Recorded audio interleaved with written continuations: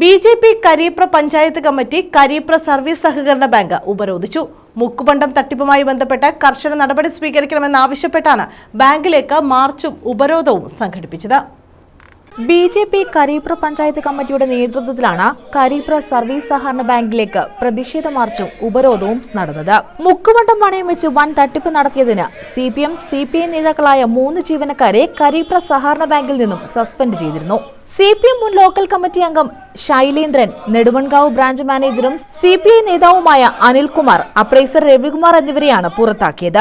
കുറ്റക്കാർക്കെതിരെ ബാങ്ക് ഭരണസമിതി ശക്തമായ നിയമ നടപടികൾ സ്വീകരിക്കാത്തതിനെതിരെയായിരുന്നു ഉപരോധവും മാർച്ചും സംഘടിപ്പിച്ചത്.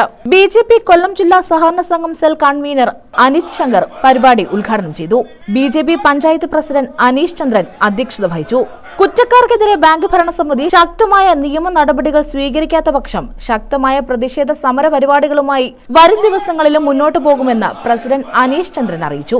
BJP. Panchayat general secretary Arunlal, Karipra ഗ്രാമപഞ്ചായത്ത് അംഗങ്ങളായ സുനിതകുമാരി, ഉഷ എ, ഗീതാമണി, മഹിളാ മോർച്ച നേതാവ് രേണുക സുരേന്ദ്രൻ, പ്രദീപ് കുമാർ, M. ഷിബു തുടങ്ങിയവർ പങ്കെടുത്തു.